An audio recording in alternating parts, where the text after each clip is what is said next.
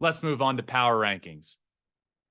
Good time to move on to power rankings because we're going to start at number 10 with a team that wasn't ranked last week, a team that hasn't been ranked in a long, long time, a team that I've been doing a lot of talking about the last couple minutes of this show. The Houston Astros are back in the power rankings. They're 42 and 41 entering this new week. They're 3.5 games out of first place. And let me say one thing very clearly. These are power rankings. If you would like to look at the standings, feel free to open up the MLB app and it'll tell you the standings and everyone's record. The Houston Astros are the best team in baseball in June, the best record in June, the best record in all of baseball since May 9th. Their track record over that stretch, almost 2 months, speaks volumes. Are they currently in a playoff spot? No. Are they currently better than a lot of teams that are in a playoff spot? Yes. And I have them back in the power rankings here at number 10. At number 9, also new to the power rankings, the San Diego Padres.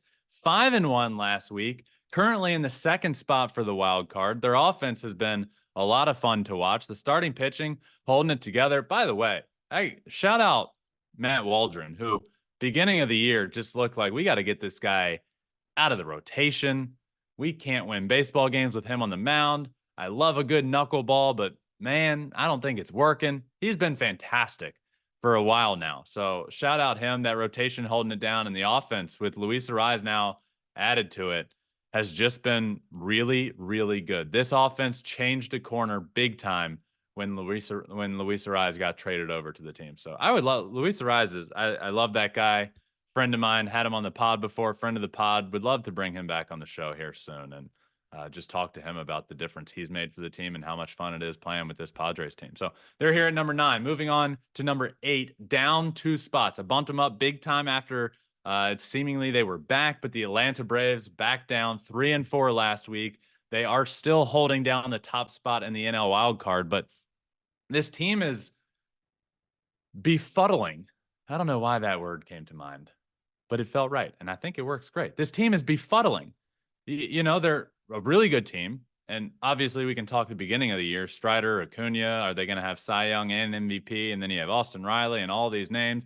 They have such a great offense. Well, Strider and Acuna both go down for the year. Team starts playing pretty bad baseball. Finally, last week, I bump them up a good bit because they were back to playing great.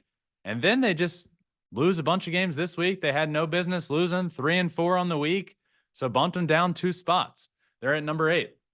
At number 7, the Minnesota Twins. Up 2 spots. They went 4-2 last week. Currently sitting there in a wild card spot as we speak. Same with the Brewers, who I have at number 6, up 2 spots. 5-1 last week. Swept the Texas Rangers. Beat the Cubs in that weekend series. We already talked all about the Chicago Cubs and how disappointing their season has been. Well, on the contrast, I'll say it again and again. I've been saying it all year with the Astros, and I'm not ready to yet take a victory lap, but I've been saying it with the Brewers as well. On the contrast, I was wrong about the Brewers. I'm not afraid to say when I was right. I'm not afraid to say when I was wrong. And I was wrong about the Milwaukee Brewers. They've been really, really good. I had this division as a complete flip-flop. I thought the Brewers would be down toward the bottom. Here they are at the top without their ace pitcher, Corbin Burns. Without, not just ace, one of the best pitchers in baseball, Corbin Burns. He goes to the Orioles. You think, man, what are we doing? You trade away your closer and Josh Hader and get nothing in return a couple of years ago. Devin Williams, their all-star closer now, hasn't pitched and has back issues and won't pitch until after the all-star break. And man, what is this team going to be this year? Well, they're a first-place team, and they're beating their division rival who took their manager away from them. They get a new manager, and here they are. Top the NL Central, hitting a grand slam every single day. 5 grand slams in the last 8 days. Think about that. 5 grand slams in 8 days. It is absolutely bonkers. Some might say befuddling what the Milwaukee Brewers are doing right now in that division. Good for them. They're up 2 spots. On to the top 5. We'll start with the New York Yankees. Down 3 spots. They've been in the number 1 spot for a while. They were in the number 2 spot. Now they're down 3 spots, barely in the top 5. They went 2-4 on the week. They were swept by the New York Mets and then split a series against the Toronto Blue Jays, who just are downright bad this year. So I'm a little down on the New York Yankees right now. Do I think they'll be fine? Absolutely. Why?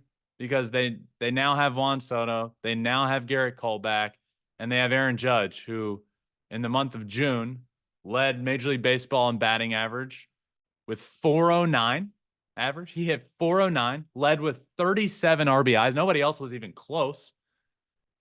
Those are both, I mean, no, honestly, nobody's close to those numbers. 37 RBIs in the month of June and hit 409. He's on an absolute tear right now, though the New York Yankees are not. So I do believe they'll turn it around and be just fine. Again, they've been number 1 in the power rankings for a while. They've been number 2 for a while, but I slid them down a good bit this week just because their last 10 plus games has just been pretty tough. Honestly, since Garrett Cole came back, they have not been playing good baseball, but that's not the reason why. Garrett Cole is, when right, the best pitcher in baseball. The Yankees will be just fine. They're here at number 5. At number 4, up 1 spot, the Los Angeles Dodgers, 4-2 on the week. They swept the White Sox, but they did lose 2 out of 3 to the Giants. They swept the White Sox. You should sweep the White Sox. Big weekend series against the Giants, who are trying to turn things around, and they go to San Francisco and they lose that series. So really just bumped them up that 1 spot because I just slid them over the Yankees. They didn't go up 1 because of really the way they played, but up 1 because they're playing better than the Yankees. On to number 3, the Cleveland Guardians, staying strong here at number 3. That's where they were last week. They did win 2 out of 3 games against the Orioles, but then they turn around and lose 3 out of 4 to the Royals. So 2 and 3 was difficult for me, but I ended up keeping the Guardians here at 3. So weak. Obviously, a massive series against the Orioles, one of the best teams in baseball. They win that. That was a telling series for them. That was a statement series. And then you turn around and lose 3 of 4 to the Royals, who, again, much better this year, but on a pretty tough skid at the moment. And so I did keep them here. So at number 2, I bumped them up 2 spots again because I slid the Yankees down 3, and I did jump them up to number 2, the Baltimore Orioles. They went 4-3 on the week. Over the course of the week, they won 4 games in a row. They're back in the division lead. The Baltimore Orioles are your current 2024 AL East leaders. And I love this team. I would also put them in the same category as the Astros. When we were talking about starters earlier, they're one of those teams. Who are they going to go get? They obviously have the farm system to go get Garrett Crochet if they want, but do you spend that farm system on a fairly unproven starting pitcher that I will admit has been absolutely dominant when he's pitching right this year? Do they go get a Yusei Kikuchi? Do they go get Jack Flaherty? Do they go get one of the Rangers pitchers in Scherzer or Eovaldi? Who knows? But I do think they're going to need a starter with the Kyle Bradish news. Obviously, Corbin Burns is a stud at the top of that rotation, but they need some help in their rotation. I really believe that. But I have them here at number 2 because I love that team. I love the offense.